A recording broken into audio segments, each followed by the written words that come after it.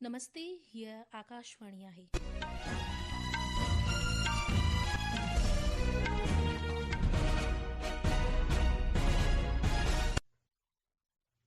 सिंधी समाचारनि सां मां ज्योति फुलवाणी। सभ खां अवल ॿुधंदासीं ख़ासि ख़बरूं। सीपी राधाकृष्णन अॼु राष्ट्रपति भवन में मुंतज़िम हिकु समारोह में भारत जे 15 उपराष्ट्रपतीअ तौरु उहिदे पद जी कसम खईं। प्रधानमंत्री नरेंद्र मोदीअ श्री राधाकृष्णन खे अवाम जी शेवा लाइ समर्पित कार्य अरसे लाइ नेक तमन्नाऊं ॾिनियूं। श्री मोदी अॼु शाम नई दिल्लीअ में ज्ञान भारतम अंतर्राष्ट्रीय सम्मेलन में हिस्सो वठंदो। नेपाल में अंदरूनी सरकार जे नए प्रधानमंत्रीअ जी मुक़ररीअ लाइ उथल पुथल जारी। फिडे ग्रैंड स्विस शतरंज टूर्नामेंट में भारतीय ग्रैंड मास्टर निहाल सरीन मकसुदलू परम खे शिकस्त थो करे 7 राउंड में अगराईअ ते। ऐं एशिया कप क्रिकेट में दुबई में पाकिस्तान जो मुक़ाबलो ओमान सां। ख़बरूं तफ़सीलवार ॿुधंदा। जनाब सीपी राधाकृष्णन मुल्क जो 15 नायब सदर बणिजी वियो आहे। सदर द्रौपदी मुर्मू अॼु राष्ट्रपति भवन में खेसि उहिदे पद जी कसम खणाई। कसम जी रस्म अदायगी में प्रधानमंत्री नरेंद्र मोदी, अॻूणो सदर रामनाथ कोविंद, अॻूणे नायब सदर जगदीप धनखड़, मरकज़ी वज़ीर अमित शाह, राजनाथ सिंह, जेपी नड्डा, पीयूष गोयल ऐं नितिन गडकरीअ शिरकत कई। कसम जी रस्म अदायगी बैदि सीपी राधाकृष्णन राजघाट ते महात्मा गांधीअ खे गुल हार अर्पण कया। उन सदैव अटल में अॻूणे प्रधानमंत्री अटल बिहारी वाजपेयी खे बि खेरा जी अक़ीदत ॾिनी। ध्यानु ॾियारियूं त श्री सीपी राधाकृष्णन हिन महीने जी 9 तारीख़ ते थियल नायब सदर जी चूंडुनि में कामयाबी हासिल कई। प्रधानमंत्री नरेंद्र मोदीअ सीपी राधाकृष्णन खे अवाम जी ख़िदमत लाइ वक़फ़ कयल कामयाब कार्य अरसे लाइ नेक तमन्नाऊं ॾिनियूं। हिकु सोशल मीडिया जी पोस्ट में श्री मोदीअ चयो त जनाब राधाकृष्णन हिकु वक़फ़ सरकारी मुलाज़िम आहे ऐं पंहिंजी पूरी ज़िंदगी राष्ट्र निर्माण, समाजी कम ऐं जमहूरियत खे मज़बूत करण लाइ समर्पित कई आहे। प्रधानमंत्री नरेंद्र मोदी अॼु शाम नई दिल्लीअ में ज्ञान भारतम अंतर्राष्ट्रीय सम्मेलन में शिरकत कंदो। ज्ञान भारतम पोर्टल नाले हिकु डिजिटल प्लेटफॉर्म जी शुभ शुरूआत बि कंदो, जंहिंसां कलमी किताबुनि याने हथ सां लिखियल लिपियुनि जो डिजिटाइज़ेशन, सलामती ऐं अवामी रसाई तेज़ बणिजंदी। प्रधानमंत्री हिन मौक़े ते मौजूद आम सभा खे बि ख़िताब कंदो। प्रधानमंत्री नरेंद्र मोदी सुभाणे खां हिन महीने जी 15 तारीख़ ताईं मिज़ोरम, मणिपुर, आसाम, ओलह बंगाल ऐं बिहार जो दौरो कंदो। मिज़ोरम जे दौरे दौरान प्रधानमंत्री सुभाणे बैराबी सीरिंग नई रेलवे लाइन योजना जो महूरत कंदो। इहा रेलवे लाइन मिज़ोरम जी राजधानी आइज़ोल खे भारतीय रेलवे नेटवर्क सां जोड़ींदी।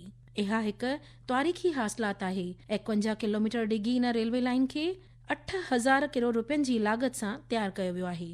इन खां अॻु गुवाहाटी, अगरतला, ईटानगर अॻु में ई क़ौमी रेलवे नेटवर्क सां जुड़ियल आहिनि। आकाशवाणीअ सां ॻाल्हि ॿोल कंदे मिज़ोरम जे गवर्नर ऐं अॻूणे मरकज़ी वज़ीर general retired VK. Singh Bairabi shearing railway योजना खे इंतिहाई वॾ ख़याली ऐं अहम मञियो।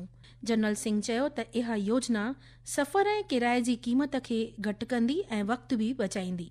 हिन चयो त इन सां वापार ऐं सियाहत खे औज मिलंदी ऐं रोज़गार जा वधीक वज फरहाम थींदा। मिज़ोरम जे दौरे दौरान प्रधानमंत्री 3 ट्रेन शेवाउनि जो महूरत करण वारो आहे, जिन में आइज़ोल साइरिंग राजधानी एक्सप्रेस, सीरिंग कोलकाता एक्सप्रेस ऐं सीरिंग गुवाहाटी एक्सप्रेस शामिल आहिनि। हिकु रिपोर्ट असांजे नुमाइंदे खां। कनेक्टिविटी हो रही, इसके साथ साथ जो है आर्थिक स्थिति है वो मजबूत होगी। लॉजिस्टिक्स के अंदर रेलवे का कॉस्ट कम आता, रोड के बनिस्बत या एयर के बनिस्बत, उससे फायदा होगा। बड़ी मात्रा में चीजें आ सकती, जिन चीजों को पहले दिक्कत होती थी अब उनको लाने के अंदर आसानी हो। यहाँ से जो चीजें जानी है उनको ले जाने के अंदर आसानी हो। तो ये एक बहुत बड़ी चीज, और इसका असली फर्क आपको नजर आएगा कुछ सालों के अंदर। धीरे धीरे जब चीजें बढ़ती चली जाएंगी तो आप देखेंगे कि एक बिल्कुल एक नया लोगों के अंदर उत्साह होगा, यहाँ पे उन्नति होगी, प्रगति होगी। ही ख़बरूं तव्हां आकाशवाणीअ तां ॿुधी रहिया आहियो। वधीक ख़बरुनि जे लाइ तव्हीं असांजी वेबसाइट newsonair.gov.in खे फॉलो करे सघो था। प्रधानमंत्री नरेंद्र मोदीअ चयो त उत्तर ओभर हाणे उसरंदड़ इलाइक़ो न पर मुल्क जी तरक़ीअ जी गाथा जो मर्कज़ बणियो आहे। हिकु सोशल मीडिया पोस्ट में प्रधानमंत्रीअ सूचना ऐं नशरियात वज़ीर अश्विनी वैष्णव जो हिकु लिखियल लेख वंडियो, जंहिंमें वज़ाहत कई वई त उत्तर ओभर मुल्क जो तरक़ी याफ़्त इलाइक़ो बणिजी रहियो आहे ऐं बैराबी सीरिंग रेलवे लाइन जो इफ़्तिताह बि तवारीख़ी हासिलात आहे। रेलवे लाइन मिज़ोरम खे नेशनल रेलवे नेटवर्क सां जोड़े थी। इन लाइन सां कारोबार, राब्ते ऐं रोज़गार जा नवां मौक़ा पैदा थींदा। नेपाल जे सिहत ऐं आबादी जी ॻणप वज़रात ॿुधायो त जैन-जेट जे एहतजाज दौरान थियल मुख़्तलिफ़ हादसनि वाक़नि में 36 माण्हू मौत जो भख बणिया। वज़रात जे सेक्रेटरी डॉक्टर विकास देवकोटा ॿुधायो त मुल्क भर जे मुख़्तलिफ़ अस्पतालनि मां हासिल थियल ॼाण मूजिबि हेल ताईं 36 माण्हुनि जो मौत थी चुको आहे ऐं 52 अलॻि अलॻि अस्पतालुनि में 284 माण्हुनि जो मुफ़्त इलाज जारी आहे। तंहिंखां सवाइ 1771 ज़ख़्मीलनि जो इलाज थी चुको आहे। नेपाल जी अंतरिम सरकार जे प्रधानमंत्रीअ जी मुक़ररी लाइ नौजवान उम्मीदवारनि नेपाल जी फ़ौज जे वॾेरे आशिकराज सिंहडेल ऐं नेपाल जे राष्ट्रपति रामचंद्र पौडेल जी विच में ॻाल्हि ॿोल काल्ह बि जारी रही। काल्ह राति सदर रामचंद्र पौडेल ऐं नेपाल जे अॻवान ऐं सभा जे अध्यक्ष देवराज गिमरे बि मुलाक़ात कई ऐं मौजूद सूरत हाल जो जोड़जकी दायरे में हल ॻोल्हण ते ज़ोर ॾिनो। ॻाल्हि ॿोल में पार्लियामेंट खे रद्द करण या न करण कंहिं बि फ़ैसिले ते मंज़ूरी कोन मिली। कर्फ्यू अॼु 5 बजे खां शाम 7 बजे ताईं जारी आहे। हिकु रिपोर्ट। जेनजी के प्रदर्शन के 5वें दिन आज सुबह 9 बजे से 11 बजे तक आवश्यक सुविधाएं उपलब्ध कराने के उद्देश्य से कर्फ्यू में ढील दी गई थी। काठमांडू वैली में शनिवार की सुबह 6 बजे तक कर्फ्यू रहेगा। अभी तक अंतरिम सरकार की अगुवाई के लिए किसी का नाम सामने नहीं आया है। राष्ट्रपति रामचंद्र पौडेल, नेपाली सेना, जेनजी प्रतिनिधियों और संवैधानिक विद्वानों के बीच वार्ता चालू है। आज से काठमांडू स्थित न्यू बस पार्क से फंसे हुए यात्री अपने गंतव्य स्थानों तक जा सकते हैं। श्वेता सिंह, आकाशवाणी समाचार, काठमांडू। अमरीकी फेडरल रिजर्व पारां व्याज नुर्खनि में क़तर जी वधंदड़ उमीदुनि ऐं मज़बूत आलमी हालतुनि जे मद्देनज़र भारतीय बेंचमार्क फ़हरिस्त जकीय वाध सां खुली। अॼु शुरूआती कारोबार में सेंसेक्स 384 अंकनि जी वाध सां 81,932 ऐं नेशनल स्टॉक एक्सचेंज जो निफ्टी 113 अंकनि जी वाध सां 25,119 ते बंदि थियो। आबवा ख़बरुनि न नज़र वराईंदे हिकु रिपोर्ट असांजे नुमाइंदे खां। पूर्व भारत में एक निम्न दबाव का क्षेत्र पश्चिम केंद्रीय बे ऑफ बंगाल में बना हुआ है आंध्र प्रदेश कोस्ट में, जिसके कारण से तेलंगाना आंध्र प्रदेश में भारी बारिश का संभावना है। और अगर आगे बात करें तो ये कम दबाव या निम्न दबाव का क्षेत्र है, धीरे धीरे जो पश्चिम के दिशे बढ़ेगा और इसकी जो रेमिनाट है वो महाराष्ट्र तक पहुंचने का संभावना है। और अगर उत्तर भारत का बात करें तो मेनली उत्तराखंड में भारी बारिश का संभावना है।